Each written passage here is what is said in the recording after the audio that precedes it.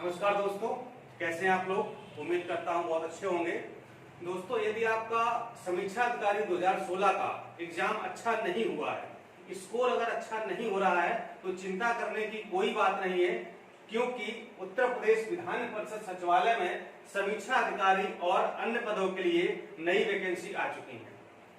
जब वैकेंसी आई थी तो मैंने एक वीडियो बनाया था, आपको सारा डिटेल दिया था और उम्मीद करता हूं कि आपने समीक्षा अधिकारी का फॉर्म जरूर भरा होगा।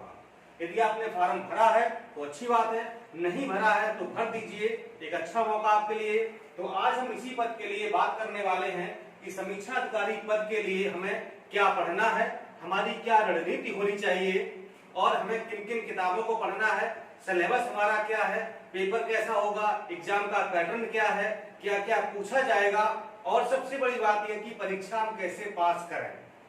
आपको ये भी बता दूं कि बहुत सारे कमेंट आए आप लोगों के, आप लोग पूछते हैं कि सर जो शासन के समीक्षा अधिकारी हैं और ये जो विधान परिषद के समीक्षा अधिकारी है, दोनों में क्या अंतर है। तो मैं आपको बता दूं कि कोई बेसिक अंतर नहीं है, ठीक है, कोई अंतर नहीं है, सब कुछ वही चीजें हैं, नहीं सैलरी, आवास, मतलब सब कुछ, मतलब बहुत अच्छी पोस्ट है ये। जैसे कि हम लोग सचिवालय में समीक्षा अधिकारी हैं उत्तर प्रदेश शासन में, वैसे ही विधानसभा में और विधान परिषद में भी समीक्षा अधिकारी हुआ करते हैं, ठीक है।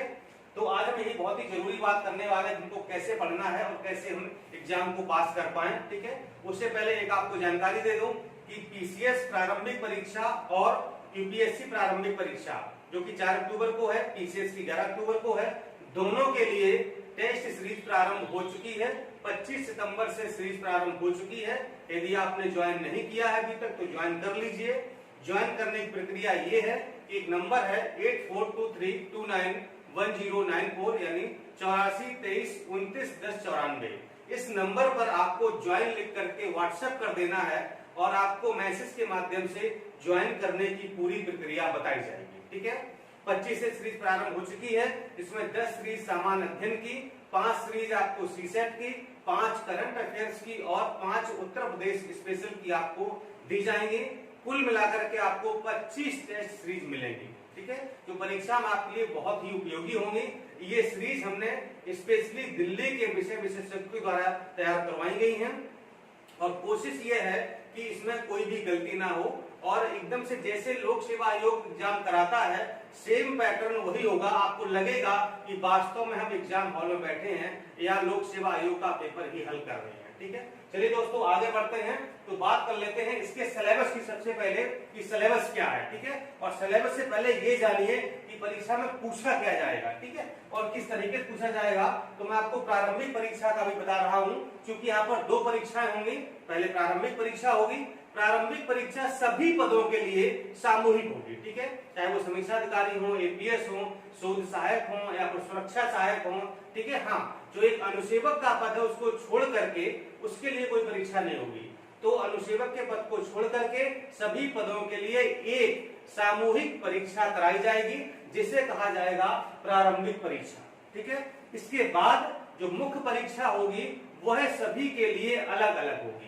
समीक्षा अधिकारी की अलग होगी, एपीएस की अलग होगी और जो अन्य पद है उनके लिए भी मुख्य परीक्षा अलग अलग आयोजित की जाएगी। तो अभी हम बात करेंगे सिर्फ प्रारंभिक परीक्षा की कि प्रारंभिक परीक्षा में क्या पूछा जाएगा, इस पर बात करते हैं।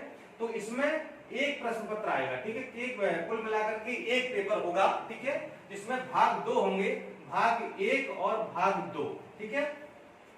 भाग 1 में क्या पूछा जाएगा, भाग 1 में जनरल स्टडी यानी कि सामान्य अध्ययन पूछा जाएगा और भाग 2 में आपसे पूछी जाएगी सामान्य हिंदी, ठीक है। सामान्य अध्ययन से प्रश्नों की संख्या होगी 50 और सामान्य हिंदी से प्रश्नों की संख्या होगी 50, यानी कि जो ये पेपर होगा इसमें 2 भाग होंगे, सामान्य अध्ययन और हिंदी के। इसमें प्रश्नों की संख्या होगी 100, 50 जीएस के और 50 हिंदी के होंगे, ठीक है, यानी कि कुल प्रश्न हो जाते हैं आपके 100।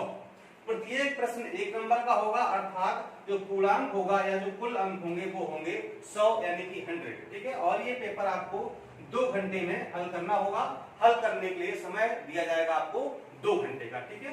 तो ये है हमारी परीक्षा की रूपरेखा। इस प्रकार से आपको परीक्षा में हल करना होगा अपना पेपर।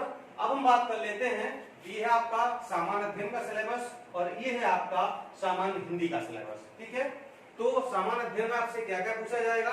एक तो सामान्य विज्ञान यानी कि जनरल साइंस आपसे पूछा जाएगा। साइंस कोई भी परीक्षा हो, चाहे वनडे एग्जाम्स हो, चाहे लोक सेवा आयोग एग्जाम्स हो, साइंस सब में पूछा जाता है। ठीक है, अभी आप जो समीक्षा अधिकारी का हुआ है, खंड शिक्षा अधिकारी का हुआ है, साइंस सभी में आया है और ठीक ठाक प्रश्न आ जाते हैं। तो साइंस मैंने आपको काफी पढ़ा दिया है, बायोलॉजी काफी पढ़ा दी है, और भी मैं आपको साइंस लगभग कंप्लीट करा दूंगा। ठीक है, इसके बाद पूछा जाएगा आपसे भारत का इतिहास। ठीक है, तो भारत के इतिहास में हम आपको भारत का प्राचीन इतिहास पढ़ा चुके हैं। ठीक है, आधुनिक इतिहास हम लोग स्टार्ट कर चुके हैं। भारत में यूरोपीय कंपनियों का आगमन, ये वाला हम लोग चैप्टर पढ़ रहे हैं। 2-3 लेक्चर इसमें हो चुके थे, लेकिन समय के अभाव के कारण उसको रोकना पड़ा, लेकिन अब जल्दी ही इतिहास की कक्षाएं प्रारंभ हो जाएंगी।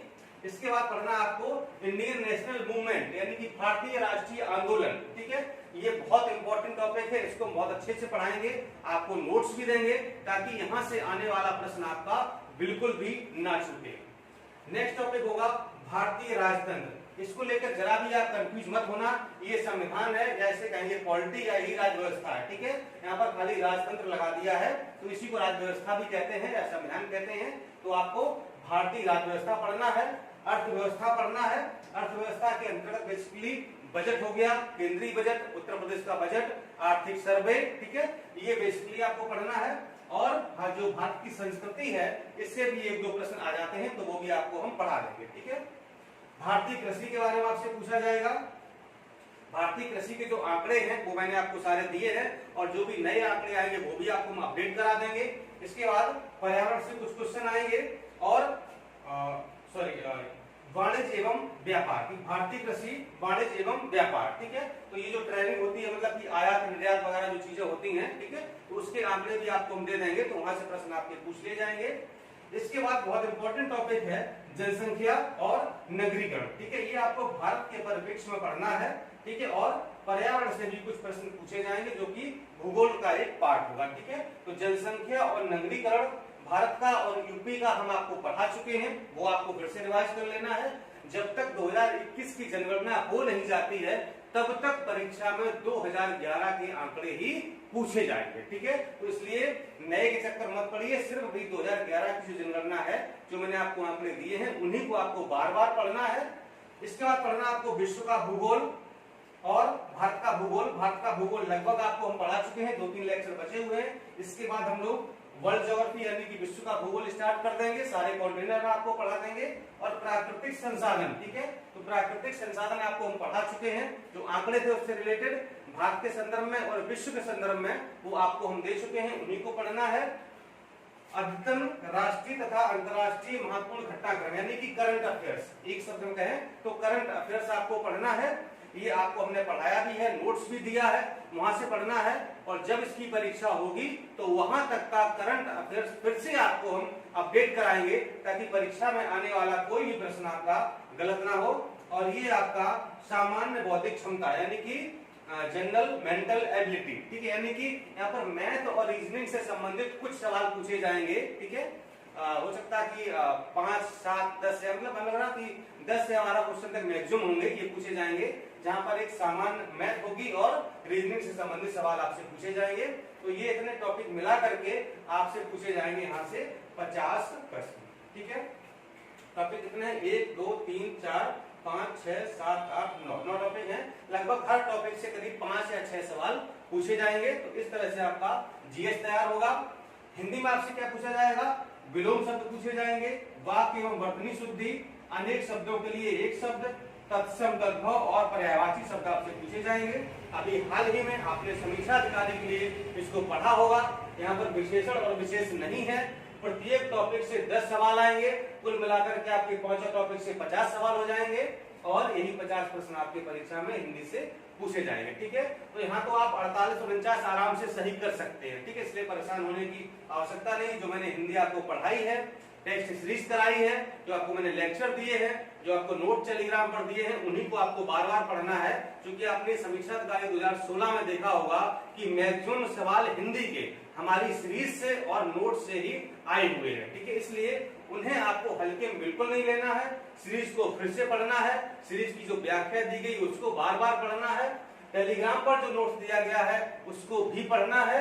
तो आपके आराम से 45 प्लस यानी 47, 48 या लगाओ के 50 क्वेश्चन भी सही हो सकते हैं। ठीक है, तो हिंदी पर आपको ज्यादा फोकस करना है, क्योंकि यहाँ से प्रश्नों की सही होने की संभावना अधिक बन जाती है।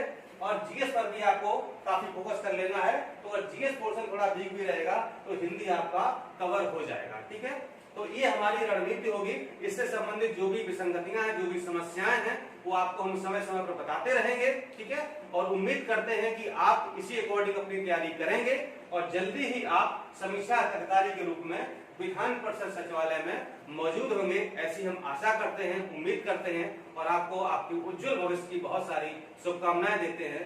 धन्यवाद, नमस्कार।